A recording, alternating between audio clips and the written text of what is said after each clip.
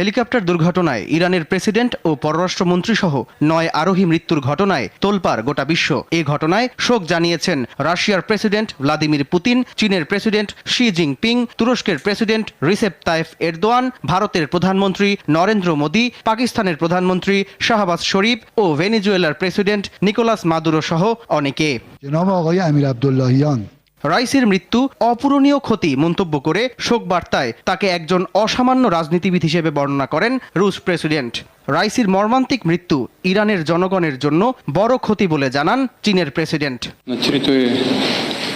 ইরানের প্রেসিডেন্ট ইব্রাহিম রাইসিকে ভাই হিসেবে সম্বোধন করে তার জন্য আল্লাহর কাছে ক্ষমা প্রার্থনা করেছেন তুরস্কের প্রেসিডেন্ট এরদোগান। পাশাপাশি ইরানের জনগণের প্রতি আন্তরিক সমবেদনা জানিয়েছেন তিনি।